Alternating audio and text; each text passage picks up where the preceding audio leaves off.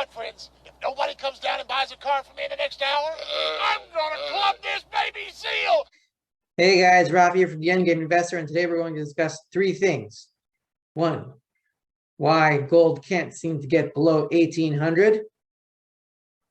Two, another reason why gross domestic product, or GDP, is a total fantasyland, nonsensical number that doesn't mean anything. And three, how shortages are going to be much worse in 2022 because there's no way to stop the shortages unless you stop printing the money and stimulating demand for goods that do not exist. First of all, we have this wonderful article from Yahoo News, Syndicating Engadget. Title: Ford limits production at North American plants due to chip shortages. Stop us if you've heard this one before. I'll stop you. But a North American automaker is about to temporarily reduce its manufacturing output due to the ongoing global chip shortage. A Ford spokesperson told Reuters on Friday the automaker would cut or suspend production in 8 of its factories across the US, Mexico, and Canada. This, my friends, is the index of used car prices since 1953.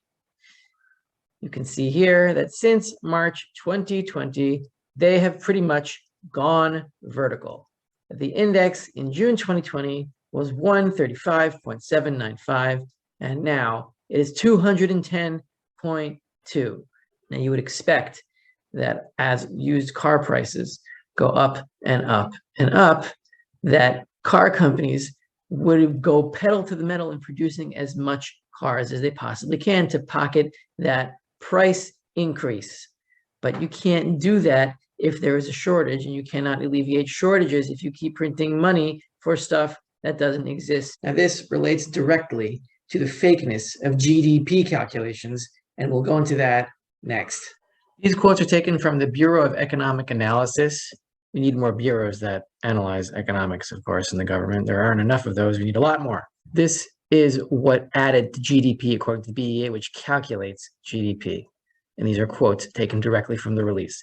The increase in private inventory investment was led by retail and wholesale trade industries. Within retail, inventory investment by motor vehicle dealers was the leading contributor. So inventory is a big part of GDP, and the biggest contributor to inventory increases this last quarter, Q4 2021, was motor vehicle dealers, so this massive build in inventory. Second quote: the increase in real GDP primarily reflected increases in private inventory investments. This is BE admitting straight out that what led to a higher GDP in Q4 2021 was more cars in inventory. I got so many cars, people come up to me and say, "Hey, Crazy Ernie, where'd you get all those cars? I got enough cars to choke a camel." Now, Mike Shedlock, who I have a love-hate relationship with, was good on this topic in a blog post titled "Fourth Quarter GDP Will Be Extremely Distorted Due to Monstrous Inventory Build." And he was right. Now, we see here in this table that I added from the release, change in private inventory is the first row here. And this is the latest quarter, 4.9%. This is a huge build percentage-wise, only beaten by Q3 2020, which was post-lockdown. You do not see these numbers normally. So yes, inventory build, mostly in motor vehicle dealers, was responsible for GDP. But how much was that inventory build, ladies and gentlemen? Let's see. In November 21, we had 38.4 million units of cars. That is this trough here, an all-time low in car inventories. And now, December 2021, we have 58.9 million. Look at that humongous rise in car inventories. You can almost see it with your naked eye over here. It's amazing.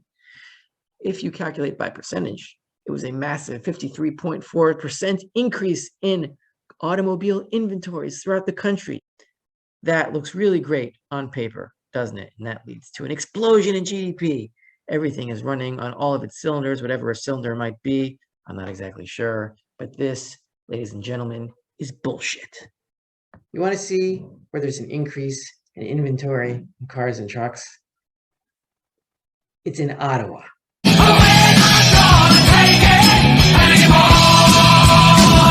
And now that we've covered inventories, let's go into gold for a second. Gold has dipped through 1800 for very brief moments trading, but has not been able to stay below that level. The question is why? Who is buying at the 1800 level? And here we have some speculation from the mainstream media that it might be China. China's home again. Oh, look at him sleeping. He's like a little angel that killed 50 million people. Yes, you are. Yes, you are. Here we have a 15-minute interval candle chart of gold over the past few days. And here you see, in the space of 15 minutes, gold dumped from 1815 to 1796. Only half an hour later, traded right back above 1800. You saw the same thing over here for about 15 minutes. We saw it first here, actually, on February 2nd, when gold dipped below 1800 for the space of just a few minutes. So we see here a 4-day dip below 1800, and then a 3-day dip below 1800, and then a few hours dip below 1800, and then only a few minutes. So whatever is buying at 1800 is buying it quicker and quicker. And here's the speculation from the mainstream media in an article that reads more like it's from King World News, but in hushed tones. Looks like there's a whale snapping up gold bullion below 1800. Spot gold is again bombing along near 1800 an ounce, as it has been since mid-2020. The stickiness of that level, particularly as fundamentals turn more bearish, I don't know what they're talking about, fundamentals, bearish, Bloomberg, they're all nuts, suggests there's a big buyer somewhere in these waters. Now, how did they work out that it might be China? Since breaking above the round number in July 2020, the gold price dipped below it 19 times on a closing basis, only to regain its footing. Vault holdings reported by the London Bullion Market Association, where most of the world's gold is held, which include both ETF and some central bank-owned metal, showed only a fractional increase in the year through December, from 307 million to 309 million troy ounces. When gold is bought by smaller parties, it is generally bought and stored there. However, that would suggest that whoever is buying is able to buy in scale, because the London Bullion Market Association vaulted metal has not increased by much. So it means whoever is buying can buy in bigger chunks and not use those vaults and have it directly shipped to wherever it is storing it, not in London. It means it has access to independent vaults outside the LBMA, which means it's a much bigger buyer. So therefore, the article continues, this would suggest that whoever is buying is able to buy in scale, leaving little footprint in the market, and then take delivery and store the metal in secure, invisible vaults outside the LBMA. And that points strongly toward a sovereign buyer. Finally, it says central banks normally declare to the IMF the amounts of metal they have on their books, but there are precedents where this has been done with some delay. Between 2009 and 2015, China, for example, reported no change in holdings, only to reveal it had bought 53 million ounces of metal over the period. So you have Bloomberg through Yahoo Finance speculating that China might be the big buyer that keeps coming in below 1800.